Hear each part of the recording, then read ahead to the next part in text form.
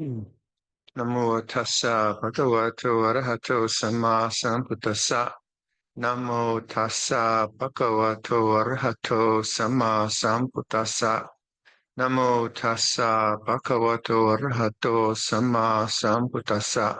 Buddhang dhammang sanghang namsami. Good evening, good morning in Zoom land, wherever you are. We're in heaven here in the Niranara. I'm calling it Retreat Center now. Because if I say resort to my friends in Canada, they say, what? I want to go. But we're very fortunate to be here. Everyone's very kind and to have such a facility. I mean, this hall was built to accommodate more yogis. It's quite astounding. Retreat centers in Canada are very hard to find, very hard. And we rent a ex-Christian seminary that was Christian monks and nuns used for training on the Ottawa River. But one of the things we're considering at Tisarana now that we have a new Dhamma hall is how can we accommodate retreats, but we don't have accommodations. So a group of friends from the West Coast, from Portland and San Francisco area, they're considering doing a pilgrimage to Tisarana in a year's time, October next. Rent Airbnbs, like for Katina you came, and then just come for the retreat and then go back to the house for rest and meals. So we're trying to figure out how we can use that beautiful hall, but where the monks aren't retreat managers, because monks don't sign up to manage retreats, and they sign up for a different reason. Do you use the word sign up? You know what I mean, right?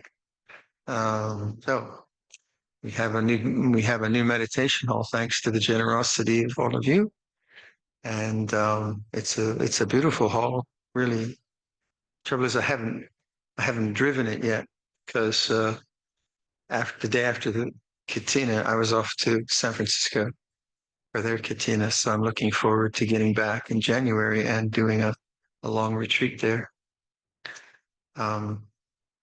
So Anumotana for all your generosity and kindness. It's a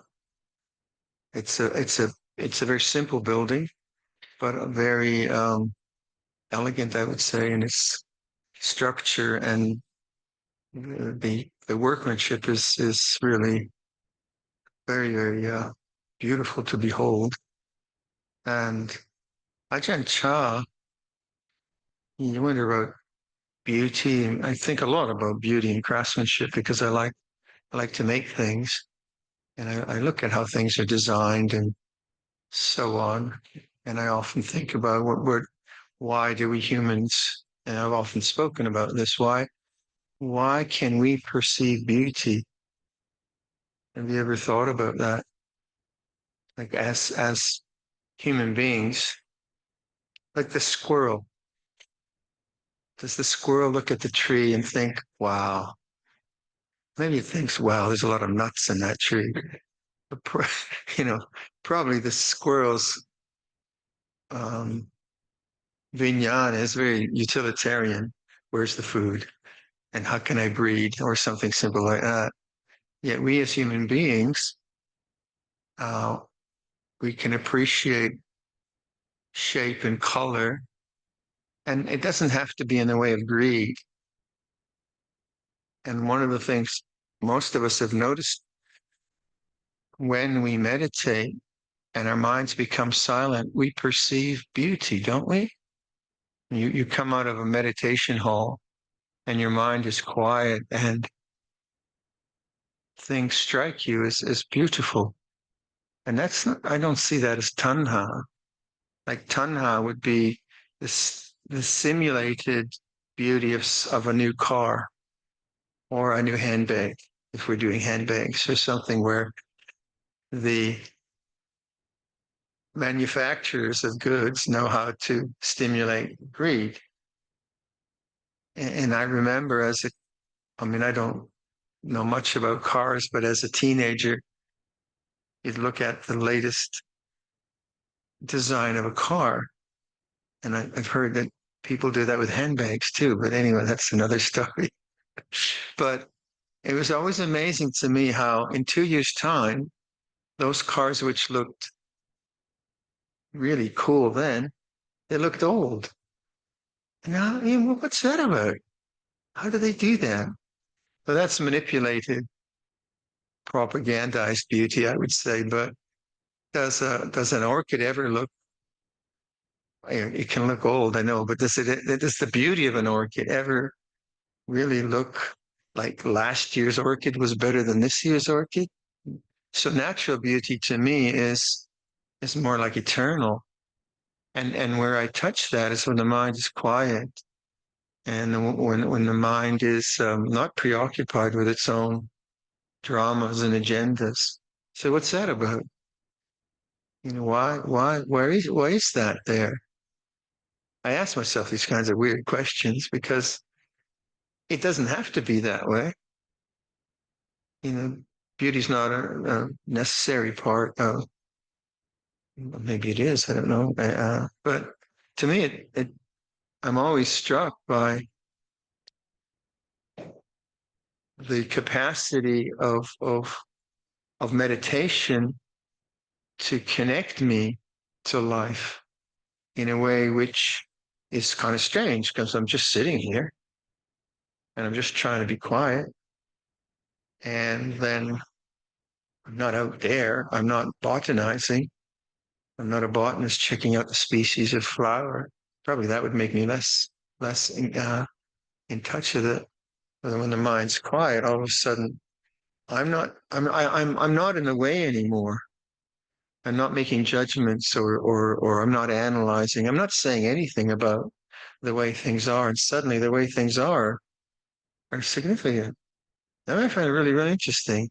So that's the way I look at mudita. Mudita for me is the heart's opening to an appreciation of things.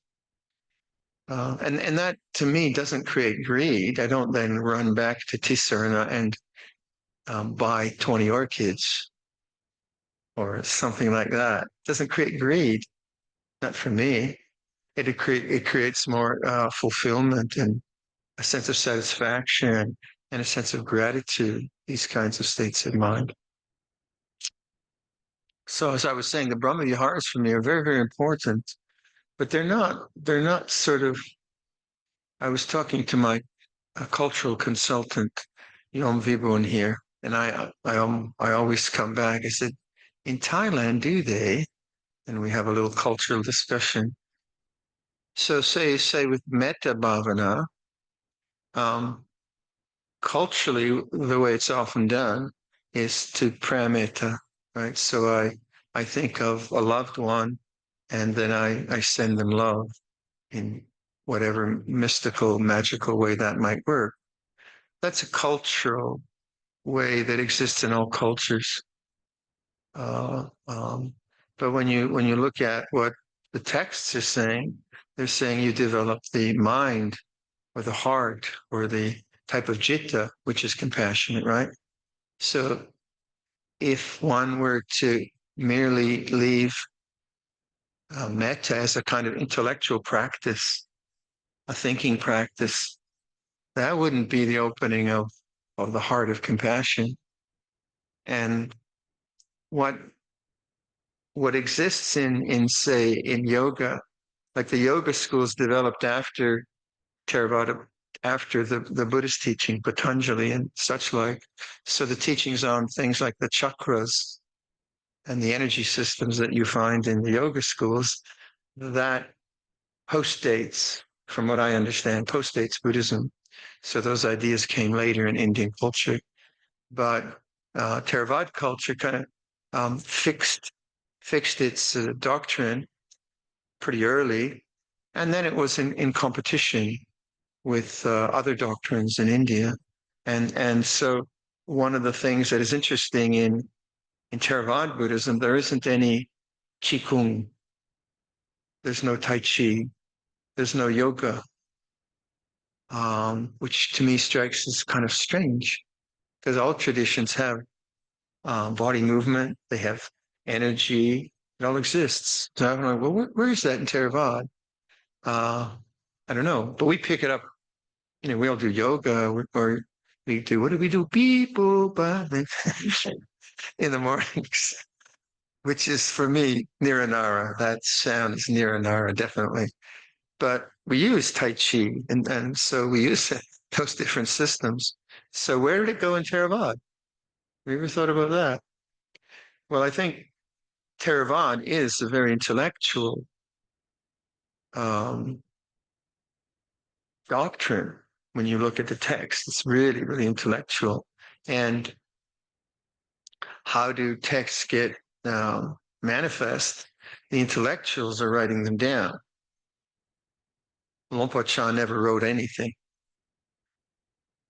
And then the intellectuals, they weren't probably teaching body movement. They're probably doing the scriptures.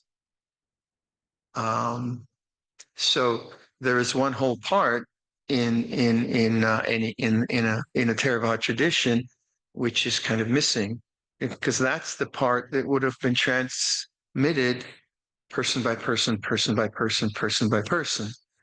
And now in Theravada Buddhism, you have recordings, you have YouTube, and you have written material, but now you have the oral tradition, the tradition of the spoken word from guru to disciple, from teacher to disciple, that we can now have. So I often think, well, how many Ajahn Chahs were there for the last 2,500 years whose teaching never got published? But what got published or transmitted or that came to us were highly intellectual structures, lists, which are very good, but they serve an intellectual much more than they serve other types of people. Now, I can read, I'm not stupid, and I did, I've read the text a little bit, but my own path was more hearing Luang Por Chah's words, hearing Luang Por Sumedho's words. It was a oral transmission, person to person, and molded really in those interchanges to my needs, because the teacher's listening, trying to kind of tune in what's going on. Then that's how you interview or you talk with someone. You get a feeling for where they're at. You ask a question. No, that's not. You ask another question. No, that's. And then you ask a question, and they answer. Oh, okay, I get to where you're at now.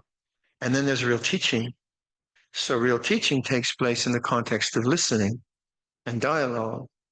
Not that real teaching cannot come from texts.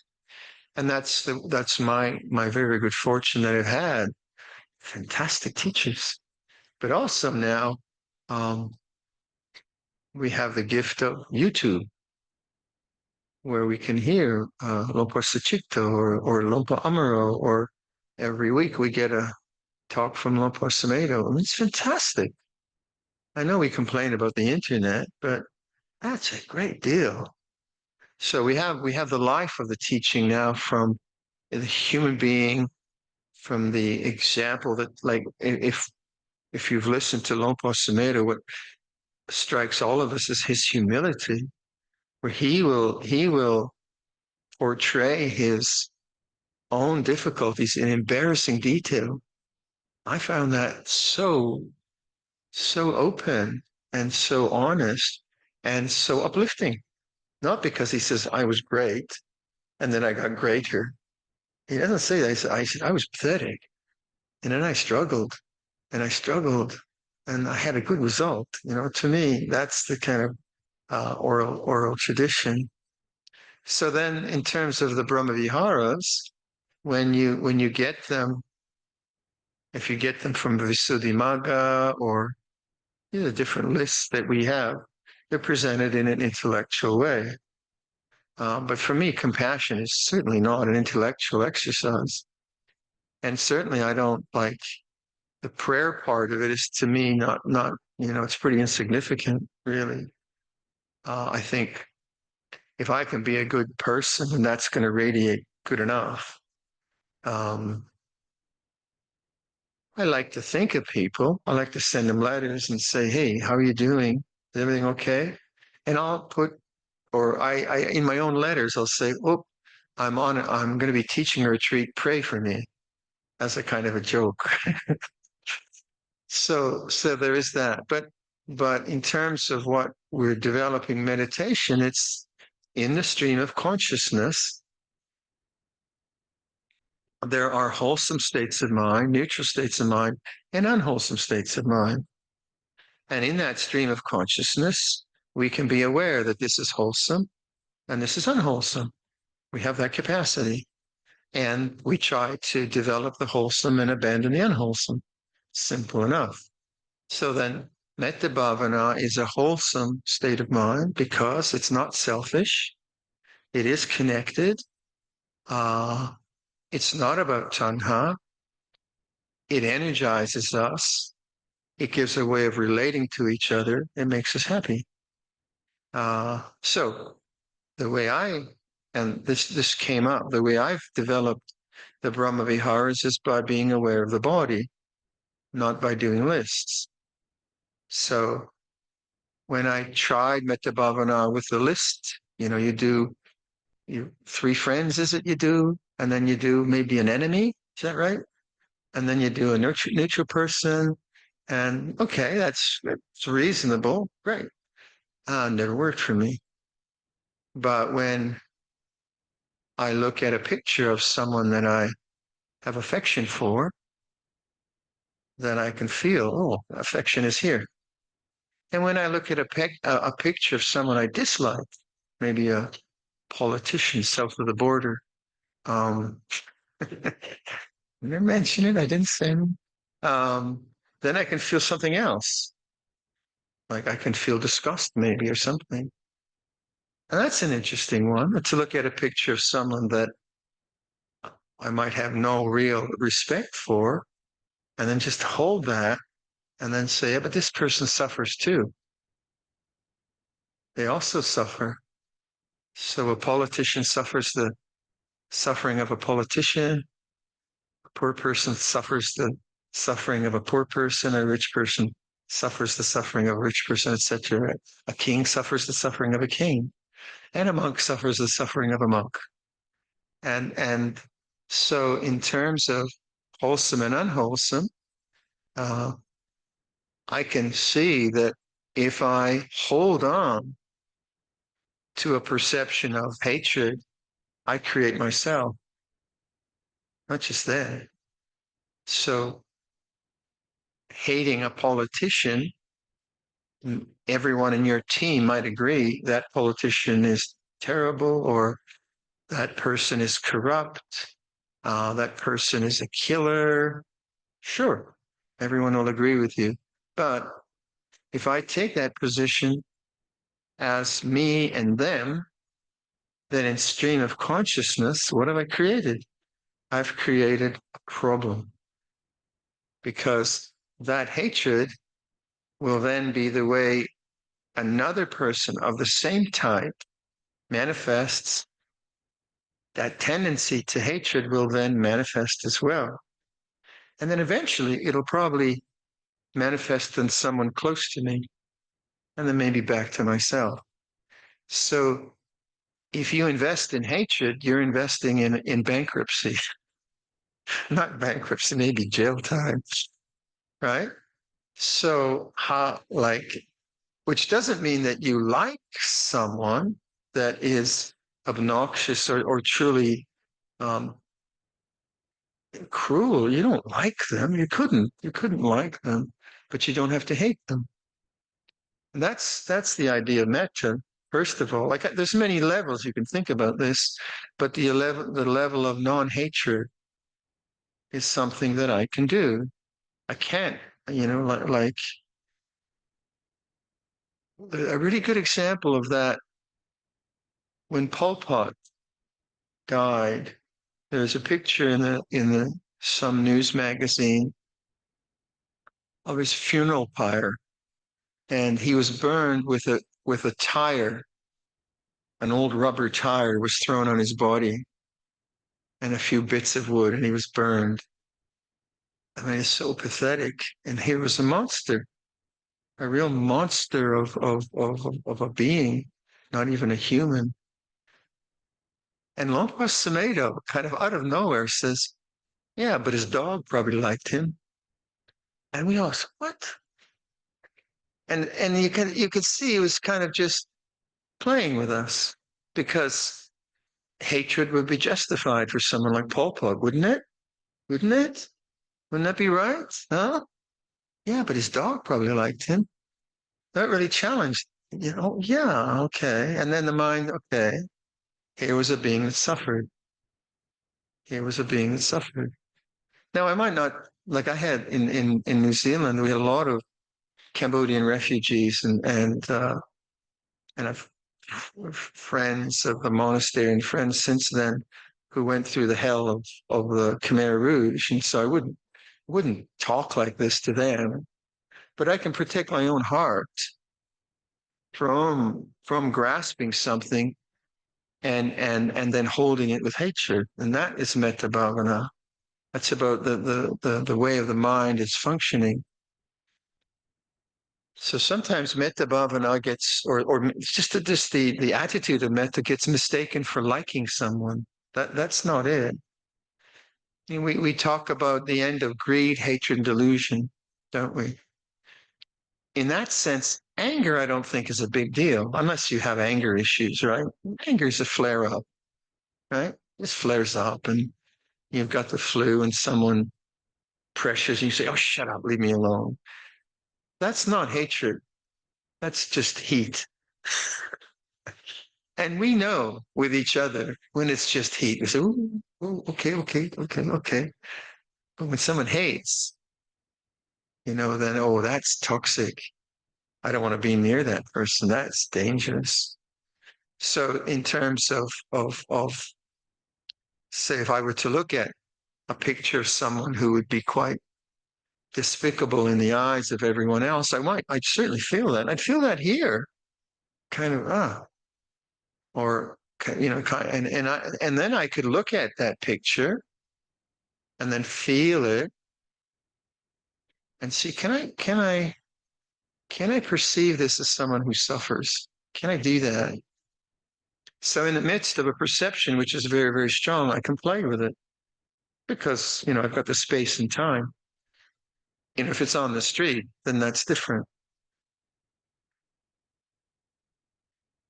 With this war in Gaza, we had a Israeli friend, Larry Schwartz, visiting for the Katina. He says it's so difficult because everyone's wrong and everyone's right. And he's a really very compassionate man, but the heart just can go so crazy with hatred and crazy with compassion and all kinds of things. So there's extremes that we as human beings can feel, but then where do we take that feeling? Like, do we take it into thought and belief and separation? And then you get war, and you get war. So that we call that like the sense of othering, that other side, the other side, they're the bad guys and we're the good guys. That's very dangerous because that's the dehumanization of beings, and that leads to more hatred and so on. So in the beauty of Buddhism is that all beings suffer. All beings want to be free from suffering. And just as I don't want to be hated, they don't want to be hated. Just as I like to be loved, they like to be loved. It's universal. It's not our team. We Buddhists against them non-Buddhists. I'll just love my little Buddhist clan, and the rest of you guys can go to hell. It's a grand vision. It's a grand vision, isn't it? And then you have like the line that just as a mother loves her child, her only child, so should, with a boundless heart, should one love all sentient beings. What a line. Can you imagine, like, where in human literature is there a more exalted sense of compassion? A mother, her only child, you have to love all, and it's impossible. You can never love anyone that way, but it certainly wakes you up and challenges you to not believe in any modes of hatred. And in that, you protect yourself and you protect your family, you protect your culture. Now, so there is the appreciation of human goodness, of human achievement. That's the opposite of jealousy. Um, like, did I feel happy? Did I feel mudita for the election of a certain political candidate south of the border? No. It was kind of very interesting that that morning I turned on BBC. Okay, this person had won. I turned it off. I haven't looked at the news since. I said, enough. I don't need any more bad news. But if someone said, well, you should have mudita for his victory, I said, it's too much for me. I'm not a saint. I can't do it. But I cannot hate. And I can say, you may this being do good work. May this being not create bad karma. Mudita was a bit hard for me. Now, I like to, I like the ideas of an embodied practice. Ajahn Sucitto uses that word a lot. Embodied means it's in your body. So love, or so you say compassion, is an embodied feeling, which for me vibrates here. And this is in the yoga traditions, that's the heart chakra, the chakra of the center of compassion. In Theravada literature, you won't find it explicitly. You'll find it in culture where we talk about the heart being open. But in yoga schools, there are mantras to do, there are visualizations to do, there are practices which are done. But it certainly is a physical feeling, no doubt. Me, when I see, and I was saying in one of the interviews, I use pictures a lot to stimulate wholesome states of mind, to explore wholesome states of mind. And I've said this in many contexts, but on my computer, on the desktop pictures, I have I use pictures a lot, but there's 3 significant photos which I use for the practice of mudita and compassion. 2 for compassion are, one was, there was a very famous picture of somewhere on the Mediterranean, it might have been Italy, where a rescue worker has picked up a dead child, maybe 2 years old. It was all over the news, and he's holding this child so delicately. Child's dead, drowned in a boat from coming from Africa somewhere, dead. And it is such a tragic picture, such a tragic picture. When you think of refugees and the tough time they have, and then they're cheated on, and all the horrible things that happen, and then the child dies. So look at that picture, And I said, where do I feel that? I feel that here. But I don't think about it. Because if I think about it, then I just think about the horrors of refugees and war and starvation. I don't want to go there. I know that. But that's intellectual. It's cerebral. But when I look at the picture, I let the image come to me, and I let myself feel, wow, suffering is like this, birth is like this, human loss is like this, and I just stay there with it. Now I don't get depressed because that would be thinking. If I started to think, oh my gosh, global warming, Gaza, Ukraine, South Sudan, it goes on, then I would get more and more depressed. But the feeling of compassion to me is very important because then I can relate to human suffering from compassion. That's what it's for. And then the second picture on compassion is 2 years ago, there was a burst dam in Turkey. And I think several thousand people got wiped out in an hour or even less, just this burst dam and like a whole town got wiped out. And there's a woman, she's maybe 40 years old. She has a hijab on.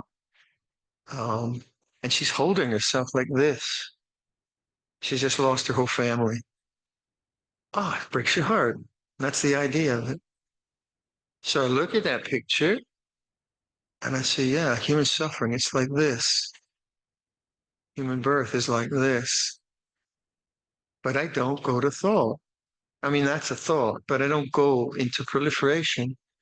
And that's actually a very important feeling for me, because then I can connect to human suffering. But it doesn't make me depressed. I'm a pretty happy guy. I can be pretty silly too. I can be frivolous too. But that's a kind of, so when I do met the Karuna Bhavana, this would be Karuna Bhavana. That's the way I do it. That's the way I touch that in a very realist, not in a cerebral way. But say with the mudita, I just came across this delightful photo of um, I think I talked with the group, the angel group, about this. I might have even showed you, I can't remember. The three people in the photo. One is a 90-year-old woman looking quite vibrant, and she is looking up. She's a tiny, she's less than 5 feet, I think. She's looking up at a young man and kind of putting her hands on his shoulders. And he's looking down at her and they're just smiling. It's this beautiful, beautiful smile. And behind them is a younger woman, and she's smiling at both of them. And she's the dance teacher. They're both dancers. She's 90 years old, and she's just vibrant in her energy and in the look. And I look at that picture, it makes me really happy. And that's mudita, isn't it? That appreciation of beauty and loveliness that we can be as human beings and relate. And I look at that, but I don't want to go dancing. I'm a bit old for that.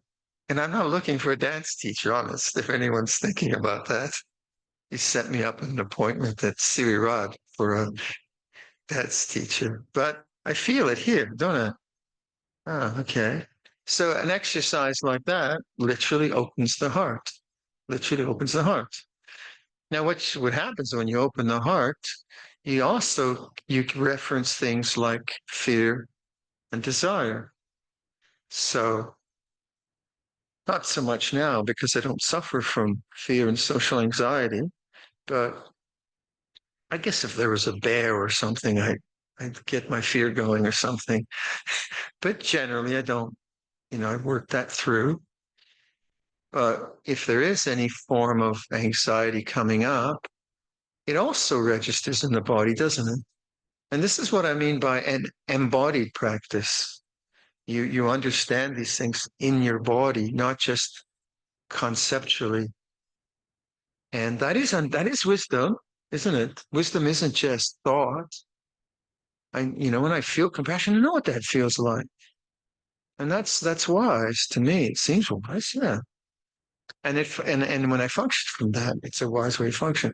So then things like fear, social anxiety, and the whole range that fear can take also are an embodied feeling if I take the time to be more aware of my body.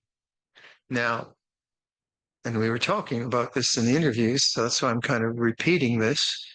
Um, if I have if I'm anxious about something, then it'll go very quickly go into thinking, won't it? And that thinking will, to some extent, be necessary. I need to plan because the future is a bit unsure. But after a while, the anxiety drives the thought, no longer the necessity. At first, necessity drives the thought. You have to figure out what you have to do about this problem. But after a while, you've thought about it enough. You thought about it maybe too much. And what's driving the thinking now is anxiety. And then the anxiety has no end because thought can never figure out the future. So any answer you have, the anxious mind will say, yeah, but maybe the other thing will happen. And so the thinking mind can never resolve anxiety at that level. Can't. It's impossible. So how do you resolve anxiety? You make it conscious in your body. That means you have to have a kind of direct contact with it. And that's why I was talking about pure awareness. Pure awareness knows fear is fear. Anxiety is anxiety. Vedana is Vedana, if you will, or Rupa is Rupa, if you want to, something. Anyway, if you want to use that language. But there's this direct contact. And what is that? That's when you let go of the thinking and you wait. So anxious thoughts coming up.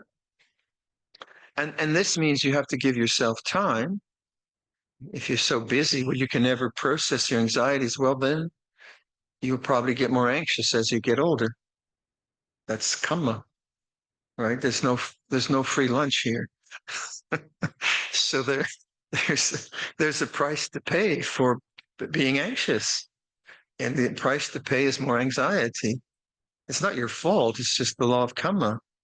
Anxiety begets anxiety. You can't get around it. But the arising of anxiety can be known as an object. Now, if I can then have enough time in my life, I think, to observe anxiety in a safe space and just wait, then it will come up in the body. Because people will sometimes say, well, just feel the anxiety. So I don't feel it. Well, you haven't given it a chance. You haven't waited. When I ask you to do a body meditation, I say, feel your left elbow or something like that. And then you wait, and then something becomes conscious there, doesn't it? And it's not that your left elbow wasn't there before, it was always there. Oh, wasn't my left elbow? It just wasn't activated through consciousness, because consciousness is the activator. Life is only possible through consciousness. So the same with anxiety. It might not be huge, a little worry or whatever it is, but you say, oh, this is the habit of worry or the habit of anxiety. And as you get to know yourself, you see, I tend to worry or I tend to be anxious. Again, that's a habit that comes up. Then in your meditative life, you're sitting and you see, oh, there's the pattern. There's that pattern of worry. And then you say, well, I wonder what worry's like in the body. And then you wait, there's nothing. Well, that wasn't worth it. No, you haven't waited enough. Wait, stop. Wait. And then your body starts to feel the tension of that. Feels it here, very much in the hara, fear. The breathing mechanism isn't relaxed. The throat quite often is tight. But you learn about fear and anxiety in this is a whole range, isn't it? From a minor worry to a panic attack. There's a whole range of stuff that can go on. And you just become really, really intelligent about understanding the nature of fear and anxiety, but not intellectually, viscerally, physically, embodied way. And as you do that, the puru, the knowing becomes stronger because now you're no longer the victim of fear and anxiety. And also the anusaya, the tendency for that to be manifest dies away. And that's one of the ideas of Nirodha. Upadana, as I often say, upadana means attachment, but also means fuel. And it's an interesting combination. And what is attachment? Thinking anxious thoughts with the narrative of self, that's attachment. Saying to yourself, what's anxiety feel like is right thought. And then feeling it in the body is right attention, samasati. And then bearing with it is like right effort, bearing with it. And then the anxiety has a chance to manifest. And that's the old fire, the old fuel. That's the upadana that came from the last 20 years. You don't need lifetimes to figure that out, just the last 10, 20 years. Now, so there's still a fire going on, but now you're not putting more fuel on. And that's why we say you need a lot of patience for this. You got to be really, really patient. And you have to be kind to yourself. Oh, Viradhammo is really suffering. There's a lot of anxiety. May he be free from suffering. That kind of language rather than, oh God, there's that anxiety again. What am I going to do? Oh, I think I'll have a whiskey or something or something like that. No, you're allowing it to come up. And that's one aspect of metta, the allowing of the unallowable, as it were, the allowing of that which you've not wanted to look at or be in consciousness. That's another way to look at metta. And that's why most of, like Lompo most of the teachers I know, we really see metta and awareness as synonymous in many ways. Now, if metta is only left as a kind of practice that you do, a prayerful practice, then it won't make any sense. But in this way, if I want to liberate anxiety from consciousness, if you understand that model, first of all, if you agree to that model, that anusaya are the latent tendencies created by upadana from the past, and they have the potential for, in this case, fear and anxiety come up. You have to agree with the model. If you don't agree with the model, then you wouldn't do this. I think the model's right. But so as it comes up, is it a bad thing? Is anxiety and fear, when it comes into consciousness, is a bad thing? Well, it's not pleasant, that's for sure. But is it a bad thing? Well, if you look at it in terms of liberation, it's being liberated from consciousness, then maybe it's a good thing. As long as you feel safe and as long as you have the space. And more, I think you do say, okay, bring it on. Let's have it. Okay, Mara, come have a cup of tea and a hamburger or whatever you want. So then your whole attitude to like kilesa or anusaya is no longer one of fight and struggle. It's the open awareness of knowing the way things are. And that, to me, is metta. Metta, not just a bhavana, but an attitude to all things.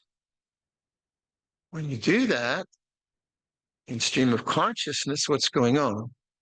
In stream of consciousness, anusaya means when the condition, causes and conditions are right, fear arises. In this case, fear arises. That's an unwholesome state of mind. If you attach to it, you suffer. You now deal with this unwholesome state of mind with a wholesome state of mind. Metta, sati, welcoming awareness. So the wholesome state of mind now is what you're putting into stream of consciousness. And the unwholesome state of mind is no longer being fueled. So the unwholesome states of mind starts to die. And what replaces it is the wholesome state of mind. Very logical. And that's what paticca samuppada, that conditionality is pointing to. You have to be very patient. You have to trust that model. You have to remember that model, I think, too. You forget. It's very logical, and you totally forget. And then doing it over time, you see, wait, I'm not afraid. Wow, I'm not anxious. Just not there. And you say, oh, he was right. Or whoever told you that. You might immediately, it might even get worse. The fear might even get worse. The manifestation might get worse, but that's okay. Your attitude now is in the present moment. There is wholesomeness of attention and acceptance. Now, if that fear then is going into thinking, then you're no longer aware of the fear. You are now abstracted from the fear into thought. And if the thought is fearful, ego thought, then it's a disaster because you're now, that's upadana. Now you're feeling the fear and you're creating more fear in the future. You're creating more problem in the future. So you begin to see there's an urgency in practice. Like I say, there's no free lunch. You pay for everything. So if I indulge in hating someone for, let's say I just really I get some bad friends and we get into some really hateful talk and we feel really self-righteous. Yeah, that person and this person, and yeah, they're horrible. And I do that for 4 days. I'm probably going to have that in my mind for the next year because I've really believed in it. And I've created a strong ego, and me and them and me and them and me and them. I've created a reality, and that's karma. That's intention. But if in these so-called friendships, I see this is not skillful. This destruction of another person is not good. I'm out of here. I don't care what I'm not participating in this. I don't want to pollute my own mind. I get out of there. I save myself a lot of karma. And so we create each other, we create beings, and it's true, there are people, and we need to, we need to talk about people who are unreliable. We need to help each other, and people who are not helpful. Sure, that's just good kalyana mitta, helping each other navigate society. But we don't have to create them as permanent entities. And then, because if we create them as permanent entities, we create ourselves. So something like, say, self-righteousness, I'm right and they're wrong, is a very, very intoxicating mindset. You notice how, you know what a demagogue is? Demagogue in Thai? My cultural attaché. Anyways, like a politician that gets everyone up in hatred. That's a demagogue. They just, oh, that other side, they're bad. Yeah, you're right. That's a demagogue. That energy is called self-righteousness. We're right and they're wrong. And we're going to kill them. And we are right. That's how war starts. And it's a very intoxicating feeling, but it's very egotistical and very dangerous. Wrong speech, to say the least. So in our conversations with each other or whatever, guard the mind from that, which doesn't mean you can't gossip. I mean, a bit of gossip never hurt anyone, but it's not like you're not hurting anyone, or your intention isn't to hurt or to harm. It's more to inform and help understand people and things like that. That's much, much, much different. So in our Buddhist way of practice, we talk about stream of consciousness and the awareness of stream of consciousness. So in my model of foreground and background, stream of consciousness is the foreground. It's the events. It's the feelings, and it's the memories, and it's the thoughts, and it's the pain in the knee. It's all of that. And the sounds of the birds. It's all of that movement, stream of consciousness changing. And then there's the knowing. That's the background. This takes place. And if I can just know stream of consciousness and not get caught up into it, I realize that the background is very, very peaceful, profoundly peaceful. When I'm caught up in the foreground with my angers and fears, then I lose that, and I have to deal with that. I have to figure out how not to get caught by that, how not to get sucked into that. And that's the work that we all do. And then upekkha is like, upekkha comes a lot from being patient with non-upekkha. So say something like,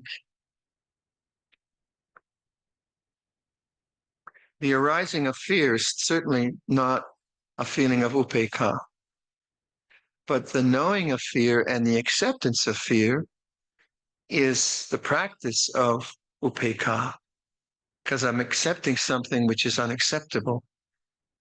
And then as the fear ceases, the mind also is a mind that doesn't get rattled by fear, whatever. But people say to me, "Oh, I get so upset. How can I do upekkha?" Well, be aware of feeling upset. That's the only way you could do it. You can't like just turn a switch and say, "Well, I'm just going to do upekkha now. Nothing's going to bother me." Good luck. You'll get bothered by what you get bothered by. It's just the way it works. But as you get bothered, you say, "Oh, bother feels this way." And now you have the anusaya of getting upset. You always get upset like that. Now that's the anusaya. Now the wholesome state of mind is, "Oh, I feel really upset right now. I'm really irritated by this person," and it feels like that. So the anusaya comes up. You know it. You know it. You know it. You're patient with it. It begins to cease. So the peace of mind is also an open-hearted thing. It's not you're not suppressing things. Upekkha isn't a suppression of things, and a peacefulness which is it's very open. It's very relaxed. So Luang Cha, like the Brahma Viharas, were manifest in him. Yeah, he was cool. You couldn't rattle him. He was great. Uh, Also, like this, he was uh, just deeply compassionate. Just radiated off him. Usually you hear about Luang Por Chah as really the fierce teacher, but he was just so loving, but fearless too. So you wouldn't mess with him. And he'd tell you, come on. But you knew it was coming from a good place.